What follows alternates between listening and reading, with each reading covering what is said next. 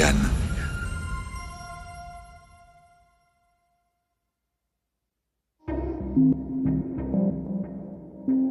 Hardigan présente La mort leur va si bien, de Guillaume Bailly, lu par Jean-Christophe Lebert.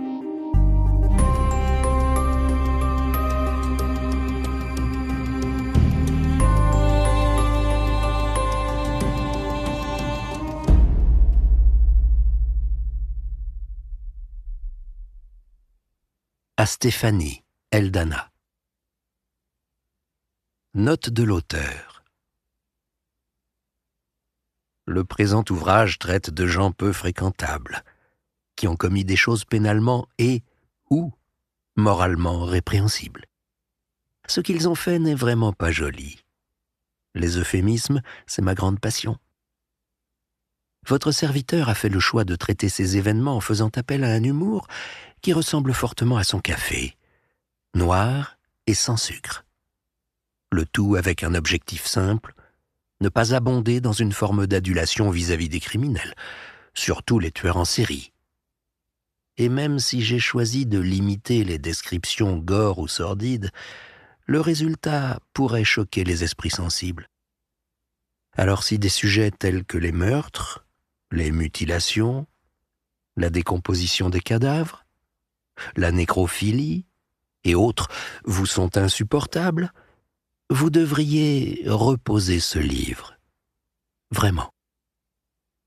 Si vous décidez de poursuivre, je vous aurai prévenu loyalement. Et nous resterons bons amis quoi qu'il arrive. D'accord ? Notez, ça aurait pu être pire. Vous auriez pu tomber sur le livre d'un écrivain qui punit les gens qui ne lisent pas leur préface. Quelle horreur ! Avant-crime. Lorsqu'est paru « Mes sincères condoléances », mon premier livre, bon nombre de lecteurs me reprochèrent de donner une image exagérément bienveillante des métiers du funéraire. Ce qui me semble assez injuste, vu que le livre relatait de sacrées boulettes. Néanmoins, il faut que je confesse qu'effectivement, les héros de mes histoires étaient majoritairement des gens bien. Parce qu'au cours de ma carrière, j'ai eu la chance de croiser de bonnes personnes, justement. Cependant, la profession n'est pas dénuée de petits salopards. Assez pour leur consacrer un livre. La preuve, c'est précisément cet ouvrage que vous tenez entre vos mains. Vous serez peut-être surpris de connaître, au moins de nom, certains de ces malandrins, voyous et criminels. Surtout si vous vous intéressez à ce qu'on appelle le true crime. Ce n'est pas un problème en soi de s'intéresser à l'histoire criminelle, aux faits divers, à cette galaxie du true crime. Le problème, ce sont ceux qui prennent des notes, au cas où. Concernant ces malandrins, leur métier n'est pas forcément lié à leurs méfaits, mais la coïncidence se révèle parfois troublante. Quand un serial killer traque, tue et découpe une victime la nuit, et que le lendemain il doit disposer proprement les morceaux dans un cercueil et lui organiser de belles obsèques, les honnêtes gens peuvent s'autoriser à émettre quelques commentaires. Un autre aspect fascinant de ces faits divers qui m'est apparu au fur et à mesure de mes recherches, c'est la détermination, ou plutôt le duel des déterminations. Celle du criminel à commettre son méfait, et celle du policier à l'attraper pour le livrer à la justice. Une mauvaise et une bonne détermination. Et j'espère que je n'ai pas besoin d'expliciter laquelle est laquelle. Citons par exemple la détermination de l'inspecteur Jules Belin, enquêteur de la police judiciaire. Comme tout bon policier, il a du flair. Un fragment d'enquête peut le conduire à un des faits divers du siècle. Peut-être que le nom de Belin ne vous dit rien. Et c'est dommage, parce qu'on oublie souvent le policier au profit du criminel. Le petit soupçon qui suffit à alarmer Jules Belin arrive par voie postale à la mairie de Gambais. Une madame Pelat sollicite les services communaux pour avoir des nouvelles d'une amie à elle, madame Colomb, qui s'était établie dans la commune à la suite de sa rencontre avec un dénommé Dupont. Poliment, le maire répond par courrier qu'il ne connaît ni l'un ni l'autre, puis oublie l'affaire. Jusqu'à ce qu'il reçoive une deuxième missive. Une mademoiselle Lacoste s'interroge sur le devenir de sa sœur qui se serait installée à Gambais avec son nouveau compagnon, un monsieur Frémiet. Nous sommes en 1918. La Première Guerre mondiale a laissé beaucoup de veuves qui cherchent à combler leur solitude. Et pour ce faire, il y a les petites annonces. Beaucoup de nouveaux couples viennent donc s'installer dans des communes d'où l'un des deux est originaire ou y possède une propriété. Le maire se fait la réflexion que les demandes sont assez semblables et se permet de mettre les deux familles en lien. Madame Pelat et mademoiselle Lacoste se rencontrent et après avoir échangé sur la situation, trouvent qu'il y a assez de coïncidences troublantes pour impliquer la police. Une plainte est donc déposée auprès du procureur qui considère le dossier comme sans grand intérêt et décide de le déléguer à un policier pour voir ce qu'il en ressortira. Et c'est ainsi qu'un beau matin, Jules Belin parcourt des dépositions et constate qu'il y a quelque chose de louche. Il mène rapidement une enquête sur le terrain, s'intéressant à l'adresse donnée par les deux femmes à leurs proches. Lorsque Belin se rend sur les lieux, la maison est vide. Le cadastre lui apprend que la propriété appartient à un dénommé Tric, qui explique à l'inspecteur qu'il la loue à un monsieur Frémiet. Jules Belin cherche donc Frémiet, mais ne parvient pas à le localiser. L'homme a fait suivre son courrier à l'adresse de Célestine Buisson, la sœur de mademoiselle Lacoste. Chou blanc pour l'inspecteur, qui après avoir tiré les fils, décide d'attendre que d'autres pistes se présentent. Si le flair fait partie du travail d'investigation, la chance y a aussi sa part. Une voisine de Célestine Buisson, qui l'avait aperçu avec son prétendant, reconnaît celui-ci sortant d'un magasin de faïence à Paris. Elle en parle à mademoiselle Lacoste, qui avertit immédiatement l'inspecteur Belin. Ce dernier la rencontre et la questionne longuement. Mais elle en est certaine. Elle a bien vu l'homme au bras d'une autre dame, et lorsqu'elle a croisé son regard, il l'a reconnu, ce qui a semblé le mettre en colère. Quoi qu'il soit arrivé à madame Buisson, nul doute que cet individu y est soit pour quelque chose, soit détient des informations. Convaincu, Jules Belin se précipite chez le faïencier. Et coup de chance, l'homme a laissé une adresse où le livrer. Enfin, pas exactement. Le propriétaire du magasin explique qu'il n'a plus l'adresse, mais que son livreur doit l'avoir gardée. Seulement celui-ci habite loin, en banlieue, et il faut traverser tout Paris. Belin s'apprête à ressortir, muni de l'adresse du livreur, lorsque le propriétaire de la faïencerie l'interpelle. « Monsieur, ça a l'air drôlement important. »« Je pense que ça l'est, oui, » répond Belin. « Vous pensez que ces dames sont en danger ? » ?»« Je le crains. »« Alors laissez-moi 2 minutes. Je possède une automobile, je vais vous conduire. » Ainsi l'inspecteur Belin et le commerçant traversent Paris. Et après un long périple, arrivent au domicile du livreur. Il est déjà tard, mais comprenant que l'histoire est sérieuse, l'employé fait au mieux pour aider le policier. L'enquêteur apprend alors que le client correspondant à la description ne s'appelle ni M. Dupont, ni M. Frémiet, mais Lucien Guillet. Décidément, songe Belin qui se demande quel patronyme est le bon. Mais ce n'est pas grave. Il a enfin une adresse. Il se rend au domicile de Guillet et arrive malheureusement trop tard. Non pas que Guillet se soit enfui, simplement, après la rencontre avec la voisine de Célestine Buisson et les trajets entrepris, il est déjà 2 heures du matin. La loi est formelle, on ne dérange pas les particuliers à cette heure de la nuit, police ou pas. Il faut attendre l'heure légale, 7 heures du matin. Belin a demandé, en arrivant auprès du concierge, si Guillet était chez lui. La réponse du gardien tiré de son lit, les yeux embués de sommeil, était positive. À sa connaissance, il est là. Il l'a vu entrer et pas vu ressortir. L'inspecteur Belin est donc sur place, frustré, devant la porte qui le sépare d'un homme aux multiples identités, semblant mêlé à la disparition de 2 femmes et avec qui, pour toutes ces raisons, il souhaiterait vivement s'entretenir.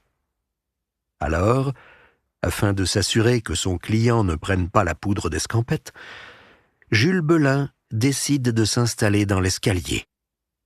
Il s'assoit sur une marche et attend. Sauf que, épuisé, il pique du nez. Lorsqu'il se réveille en sursaut, rien ne semble avoir bougé. L'inspecteur Belin se secoue et soudain panique. Et si son suspect avait filé sous son nez pendant son sommeil? Il descend 4 à 4 les marches et interroge à nouveau le concierge, mais celui-ci le rassure, non, monsieur Guillet n'est pas sorti. Belin s'inquiète de ne rien savoir de cet homme et demande au gardien d'aller chercher un agent. Lorsque le policier en uniforme arrive, l'inspecteur le somme d'appeler des renforts et un panier à salade. Il lui paraît improbable que sa cible arrive à fournir une explication qui le dispenserait de se faire embarquer. Enfin, tout est prêt. L'inspecteur Belin s'apprête à frapper à la porte de M. Dupont, alias Frémiet, alias Guillet. Et il ne le sait pas encore, mais il s'apprête à plonger au cœur du crime. Jules Belin tape à la porte, 2 coups simples, comme l'eût fait n'importe qui. Celle-ci finit par s'ouvrir. L'homme est chauve, arbore une barbe noire bien taillée, mais surtout, c'est son regard qui impressionne. 2 billes noires qui fixent son interlocuteur sans la moindre émotion. L'inspecteur Belin se présente et demande s'il a affaire à monsieur Guillet. « C'est bien moi ? Pourriez-vous nous suivre jusqu'à la première brigade mobile ? Nous aimerions vous poser quelques questions. »« Bien entendu. M'autorisez-vous à terminer ma toilette et m'habiller avant ?» Pas un geste de nervosité, pas un tremblement dans la voix. Ce monsieur Guillet a tout du gentleman bien élevé qui n'a rien à se reprocher. Belin accède à sa demande. Après tout, il ne peut aller nulle part.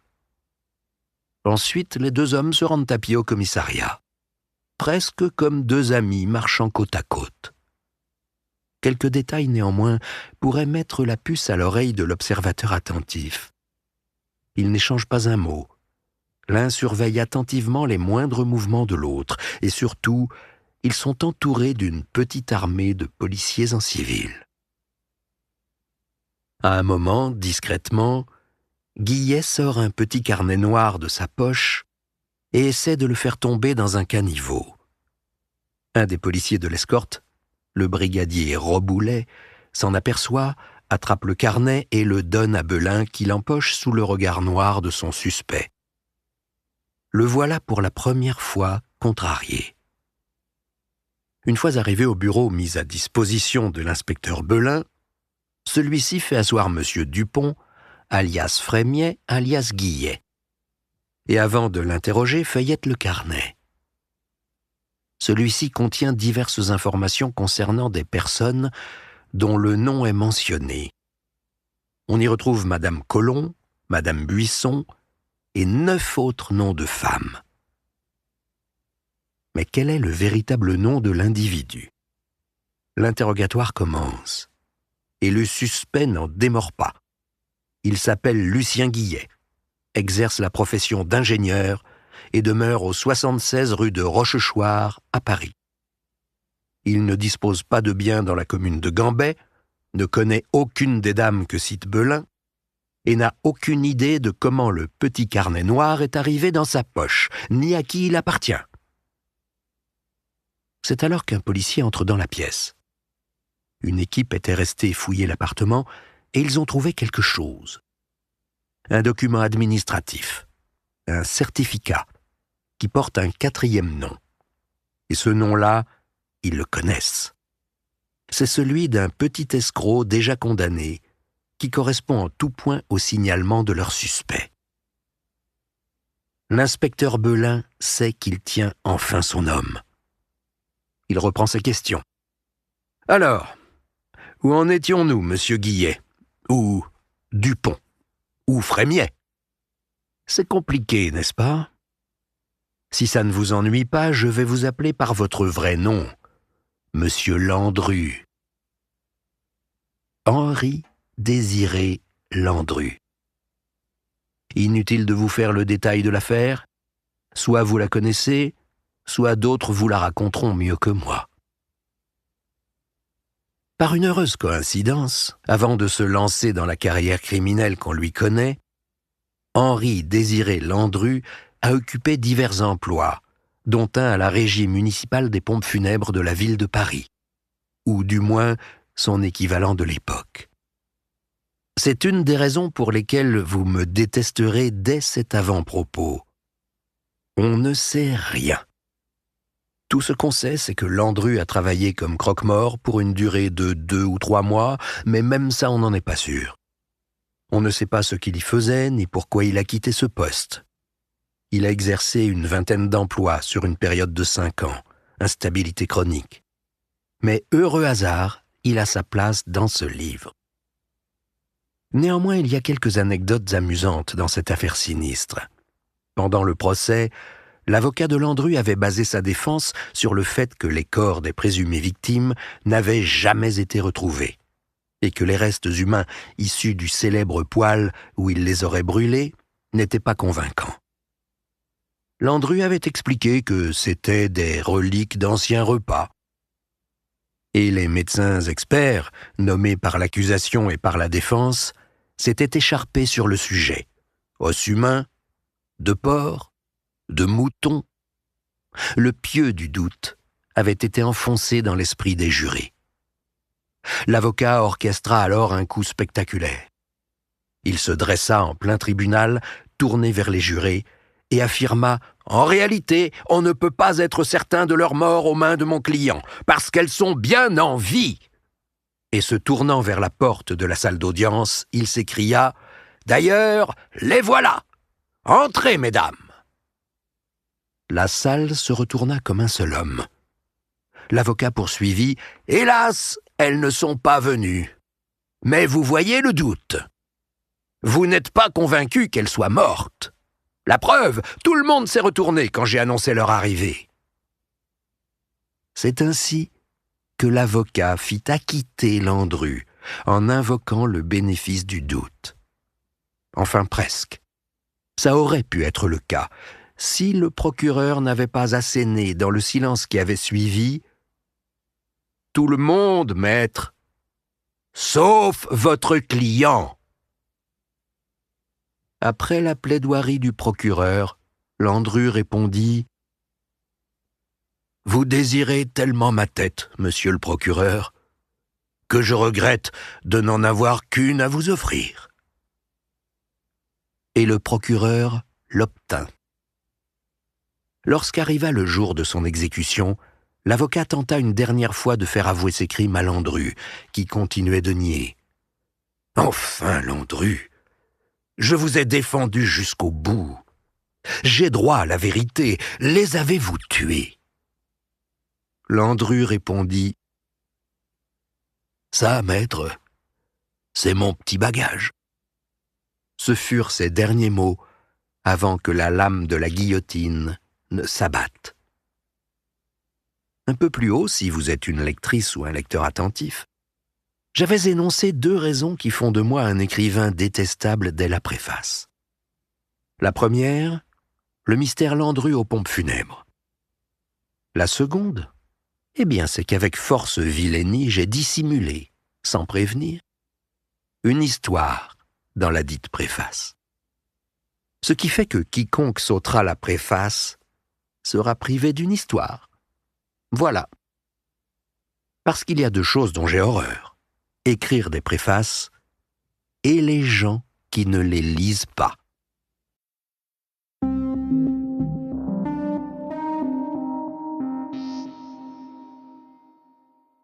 L'invasion des profanateurs. Même à notre époque, Vilma, il n'est pas aussi simple que vous le croyez de devenir fou. Jack Finet. Il est frais, mon cadavre. Au début du XIXe siècle, les sciences médicales entamèrent une série de progrès considérables. La médecine devint soudain le domaine de la connaissance qui captait toutes les attentions. Cela s'expliquait par les débuts des spécialisations. Jusqu'ici, les jeunes gens étudiaient la philosophie naturelle, jusqu'à ce qu'on réalise que de nombreuses disciplines telles que la médecine, la biologie ou encore la pharmacologie offraient des champs suffisamment vastes pour qu'une seule personne les étudie toutes en globalité. Même si toujours considérés comme des savants célèbres, les physiciens n'avaient plus la cote. Il faut dire que, en astrophysique, Newton avait tué toute chance d'amusement. Quelques dizaines d'années plus tard, lors d'une conférence sur les sciences physiques, l'un des intervenants déclarera « Notre science est quasiment finie. Il nous reste tout au plus 3 petites anomalies à résoudre, et nous saurons alors tout ce qu'il y a à savoir. » Bon. En 1900, Max Planck inventera la mécanique quantique et démontrera que dans le domaine de l'infiniment petit, on ne sait pas grand-chose. Et en 1905, un dénommé Albert Einstein surenchérira en démontrant que dans l'infiniment grand, on n'en sait guère plus. Mais c'est encore loin de notre histoire. Cette dernière prend place au début des années 1830. À ce moment, les sciences médicales sont le secteur de recherche le plus prometteur. Et l'université d'Édimbourg, en Écosse, est considérée comme l'une des meilleures du monde dans ce domaine. Par conséquent, elle attire de plus en plus d'étudiants. Et les chercheurs qui y travaillent se livrent à davantage d'expériences. Cependant, l'université d'Édimbourg a un petit problème. La réforme de la justice, et plus particulièrement l'abrogation du Bloody Code, le code sanglant. Pour comprendre ce que cela implique, il faut revenir en 1688. Le législateur britannique décide de réunir en un seul endroit le système de crimes et châtiments et de l'unifier dans tout le royaume. Concrètement, il s'agit de définir tous les crimes et délits possibles et de préciser quelles sanctions s'appliquent dans chaque cas. Ainsi fut donc fait. Et parmi les infractions définies, 50 d'entre elles étaient passibles de mort. Parmi elles, le meurtre, évidemment, mais aussi le viol et le braconnage. Un panel très large. Néanmoins, tous les codes sont amenés à évoluer, et les législateurs se succédant n'y allèrent pas de main morte. En 1765, William Blackstone, un grand spécialiste du droit, publia son œuvre majeure, Commentaries on the Law of England, commentaire sur les lois d'Angleterre, où il explique le fonctionnement et la philosophie du système pénal. Dans son livre, Blackstone déplore que 160 infractions soient désormais passibles de la peine de mort. En ce temps-là, c'est sans appel. Le perpétrateur, s'il est reconnu coupable, n'a pas la possibilité de faire appel ou de se voir accorder des circonstances atténuantes. Tout le petit monde juridique ainsi que législatif approuve William Blackstone, soulignant à quel point il a raison. Alors, comme souvent, une fois le constat fait, il ne se passe rien. Du moins, il ne se passera rien dans un sens, puisque le nombre de crimes et délits passibles de mort continuera d'augmenter, jusqu'à ce qu'en 1820, le Parlement fasse les comptes. Il y a désormais, en Angleterre, 220 raisons d'être exécuté sur le champ. Ce qui, tout le monde en convient, est un tantinet exagéré. D'autant que ce corpus de lois s'était vu affabulé quelque part entre 1688 et 1820 du sobriquet de Bloody Code, le code sanglant, ce qui en disait long. Exemples amusants. Vous pouviez être exécuté pour tout vol d'une valeur supérieure à 12 pence, ou, chef-d'œuvre du genre, si vous appliquiez du noir sur votre visage pour commettre un délit en forêt. Par contre, vous pouviez vous en tartiner la figure pour commettre un délit n'importe où ailleurs.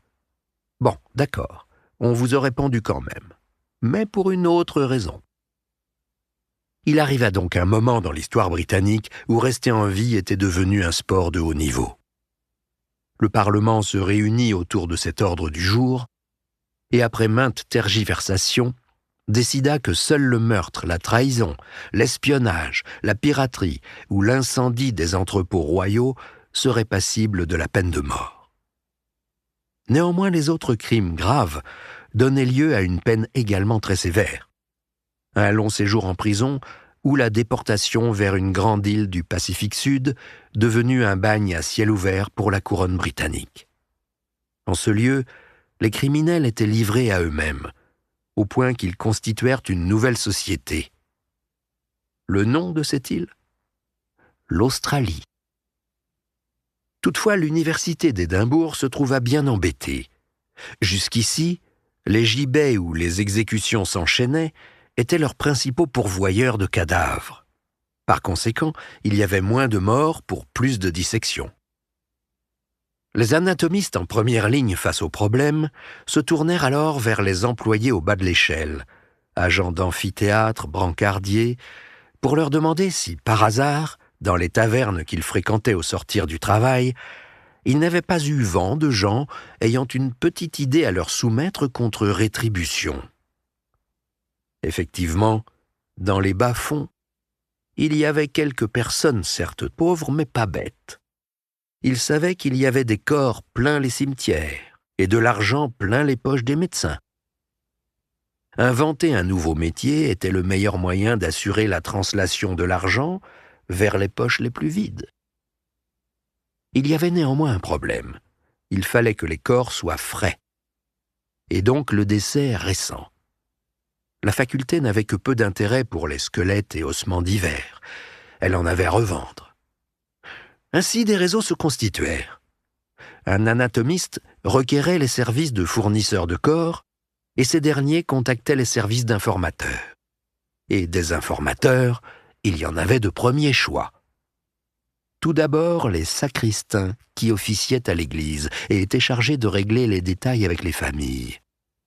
Souvent bien moins pieux et bien plus pauvres que les curés, ils ne regimbaient pas à gagner quelques piécettes juste en parlant. Quel mal y avait-il à cela ? Mais surtout, il y avait les pompes funèbres. Les croque-morts étaient très bien informés.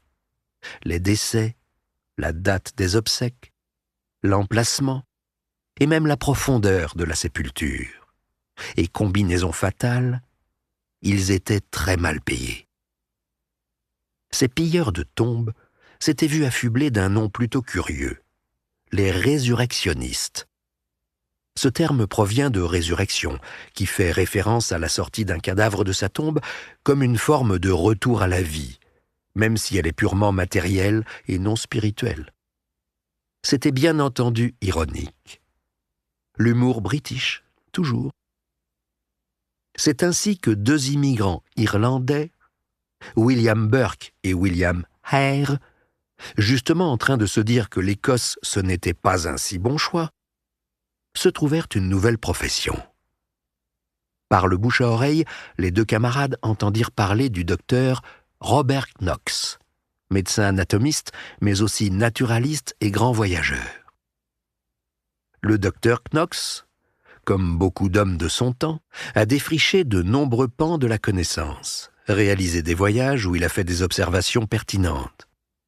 Mais deux faits lui ont permis d'entrer dans l'histoire. Le premier, c'est son implication dans l'affaire qui nous occupe. Le second, c'est sa théorie dite du polygénisme. Pour faire court, Knox a émis l'hypothèse, et l'a soutenue toute sa vie, que l'homme était issu de son environnement immédiat. Plus précisément que ses caractéristiques physiques étaient directement liées à la partie du monde d'où il était issu.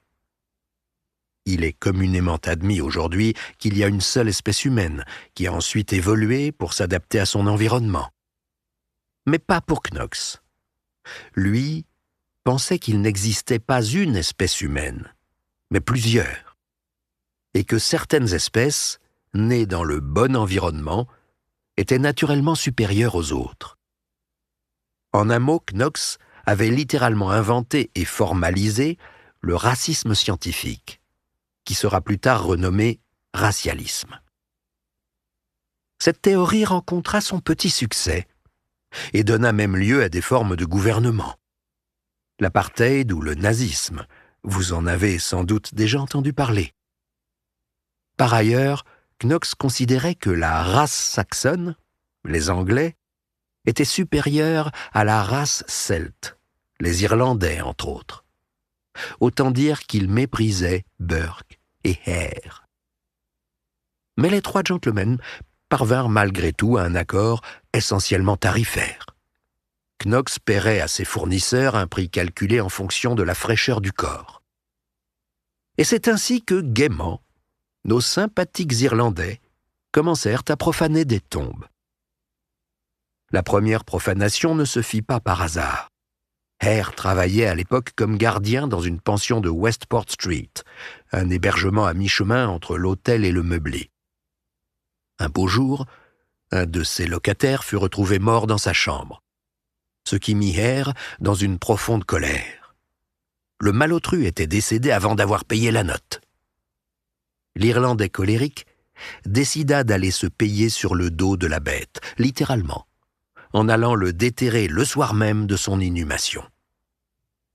Ce fut le premier corps d'une longue série. Au début, tout allait bien.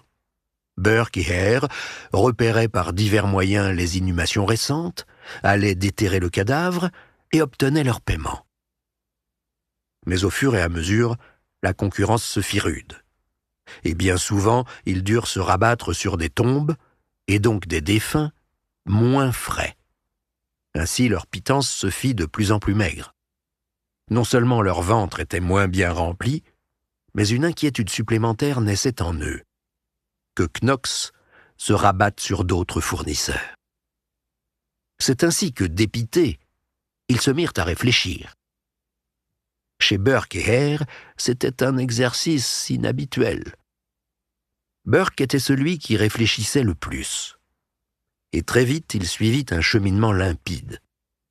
Trouver des corps frais était difficile, et parfois ils n'étaient pas d'une fraîcheur parfaite, ce qui réduisait leur rémunération. De plus, ils devaient partager avec leur informateur le dit pécule. Alors, comment trouver un corps d'une fraîcheur inégalable, être les premiers sur place, et ne pas avoir à partager avec quiconque? La solution était simple. Fabriquer eux-mêmes le cadavre. Il suffisait de repérer un corps de morphologie, de sexe et de constitution convoité par Knox, puis de résoudre le seul petit problème qui se présentait, à savoir que le dit corps était toujours en vie. On ne sait trop comment ils mirent au point leur technique, mais elle était simple et diablement efficace. L'un tenait les bras de la victime pour l'empêcher de bouger, tandis que l'autre l'empoignait par derrière et lui serrait la poitrine pour l'empêcher de respirer, jusqu'à ce que mort s'ensuive. Pas de sang, pas de traces. Et voilà un cadavre de toute première fraîcheur. L'acte prenait du temps, bien sûr, et il risquait d'y avoir des témoins. Mais Burke et Hare avaient une qualité qui leur permettait de contourner ce risque. Ils étaient sympathiques. Ou du moins ils savaient l'être quand il le fallait. Ils allaient donc faire la tournée des tavernes, repéraient leurs cibles, s'arrangeaient pour boire avec elles, puis l'invitaient à partager une bouteille de gin chez Burke. Une fois sur place et après quelques verres, la victime se faisait surprendre et n'avait quasiment pas la force d'opposer une quelconque résistance. Il suffisait ensuite de dissimuler le corps jusqu'au matin et de le livrer à Knox. Le bon docteur payait rubis sur l'ongle, sans poser la moindre question. Jamais. Si les deux hommes ne s'étaient pas présentés à leur première rencontre, il ne leur aurait même pas demandé leur nom. Et le plan fonctionna bien, dès la première fois. Il y eut 16 victimes. Évidemment, 16 personnes qui s'évanouissent dans la nature, ça finit par se voir. et des bruits couraient sur ces gens qui disparaissaient sans laisser de traces. Mais alors, n'y a-t-il jamais eu de témoins? Si. Mais les tavernes étaient bondées, enfumées. On y consommait beaucoup d'alcool, et un quidam qui aurait vu Burke et Hare partir avec un individu quelconque n'aurait pas fait le rapprochement avec la disparition de cette personne qui ressemblait fort au corps autopsié le lendemain à l'université lors d'un cours d'anatomie. Un mot sur la police à l'époque. Aujourd'hui, à cause des films, des livres et autres médias culturels, il est commun de se représenter le flic anglais de cette époque comme idiot, alcoolique et corrompu. Et effectivement, il y en avait. Mais le policier anglais était un homme de son époque, à savoir qu'il était divers. Il y avait aussi d'honnêtes gens, scrupuleux et consciencieux.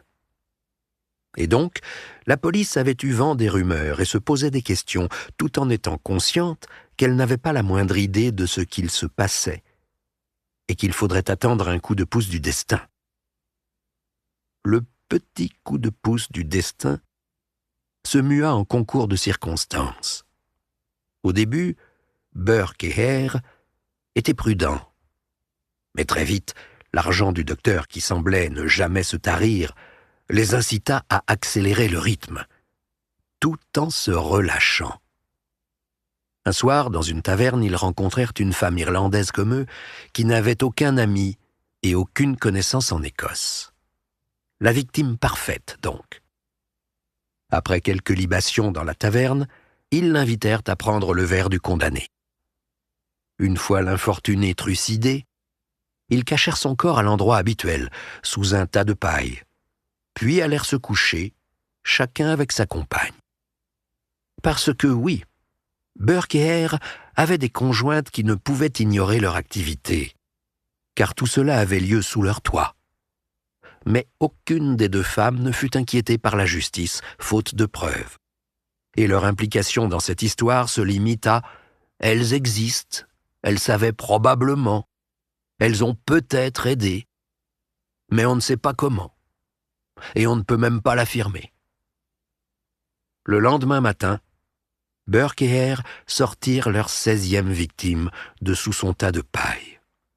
L'enroulèrent dans un vieux drap, la chargèrent dans une petite charrette et allèrent déposer le colis. Mais tandis qu'ils procédaient à la livraison et montraient le corps encore sur la charrette au docteur, des témoins assistèrent à la scène.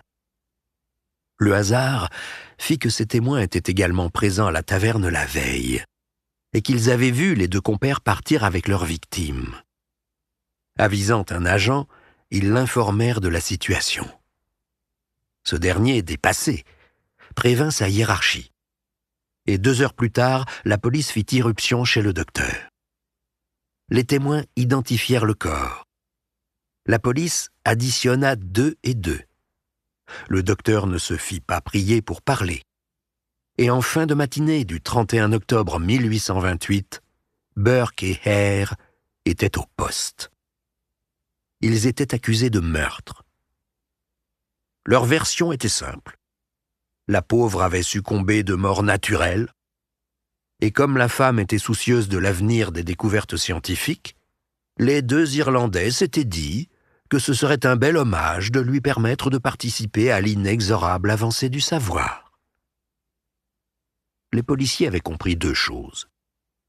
Burke et Hare étaient probablement liés aux disparitions, ou du moins à une partie d'entre elles. Et ils n'avaient pas de preuves. Aucune. Les 2 misérables s'en tireraient avec une petite peine de prison, voire une simple amende. Et ça, c'était inacceptable. Notamment pour un inspecteur dont l'histoire, malheureusement, n'a pas retenu le nom. Il alla parler au juge, revint au siège de la police et demanda au gardien « Bon, lequel est le plus faible des 2 ?» Unanimement, Hare fut désigné. Il était inquiet, anxieux, alors que Burke paraissait étonnamment serein. Le policier demanda à ce que Hare soit isolé pour l'interroger. Il attaqua d'emblée. « Vous êtes joueur, monsieur Hare » L'autre fut surpris. Ouais, parfois. Pourquoi » Le policier enchaîna. « Voyez-vous, j'ai un problème. Je sais que vous avez tué des gens. La femme de ce matin est sans doute plus. Vous n'avez pas de preuves. C'est vrai, concéda l'inspecteur. Mais j'ai quand même envie de vous traîner devant le juge. Vous savez que votre histoire a fait grand bruit dehors. Les gens sont en pétard. Et pire, ils ont peur. Donc devant le tribunal, il est possible qu'il vous condamne à mort. Auquel cas, vous serez exécuté. Ou il est possible qu'il pense qu'on a embarqué 2 innocents au hasard pour les apaiser et qu'il vous acquitte. Et là, moi, je serais très bête. » Hare secoua la tête. « Et donc ?» Le policier posa un papier sur la table. « Voici un document signé de Lord Advocate, Sir William Ray. » « Il dit quoi ?» Le policier fixa Hare dans les yeux. « Il dit qu'il aime mieux un coupable de qualité que 2 pendus médiocres. Si vous avouez tout, vous aurez l'immunité. Vous serez libre une fois que vous aurez témoigné. Personnellement, je vous conseillerais de ne pas trop traîner dans le coin quand même. » Autant dire qu'entre jouer sa vie à pile ou face et la certitude de l'acquittement, Hare ne fut pas long à décider. Surtout que ce qu'il voulait à la base, c'était récupérer le loyer impayé de son locataire défunt. Le reste, c'était du bonus. Le 24 décembre 1828, William Burke fut condamné à mort. Il fut pendu publiquement le 28 janvier 1829, pour 16 meurtres. Aussitôt après son exécution, son corps fut conduit à l'université et disséqué publiquement. Au bas de son rapport d'autopsie, le docteur Alexander Monroe écrivit « Ceci est écrit avec le sang provenant de la tête de William Burke, qui fut pendu à Édimbourg. » Le squelette de Burke peut encore être vu. Après avoir servi aux étudiants en anatomie, il est à présent exposé au musée de l'université. On peut également y voir le moulage de son visage, réalisé après sa mort, son masque mortuaire, et quelques carrés de sa peau qui ont été tannés. Il paraît qu'un livre a été relié avec sa peau. Un petit carnet de cuir existe bien, mais le doute persiste sur le fait qu'il ait été relié avec la peau de Burke, ou celle d'un mouton dont l'histoire n'a pas retenu le nom. Le docteur Knox ne fut pas inquiété. Hare jura ses grands dieux que le médecin n'était au courant de rien, et ce dernier était protégé par son statut. Il s'exila à Londres et entama des travaux sur sa nouvelle théorie, celle sur les races humaines, qu'il publia 22 ans plus tard. Le livre remporta un certain succès et fut traduit en plusieurs langues, notamment en allemand, ce qui permit à un jeune Heinrich Himmler de le lire et d'en parler à un bon ami à lui, Adolf Hitler, artiste peintre en mal de reconnaissance. William Hare fut libéré comme convenu et se fit ensuite oublier avec tant de succès qu'on n'entendit plus jamais parler de lui. Il serait devenu clochard à Londres, où il serait décédé en 1862, sans certitude.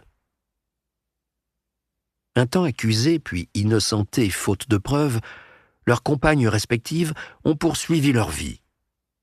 Margaret Hare, épouse de William, est retournée vivre en Irlande après que la justice lui a accordé le divorce pour motif exceptionnel. Helen MacDougall, compagne de Burke, est partie vivre en Angleterre.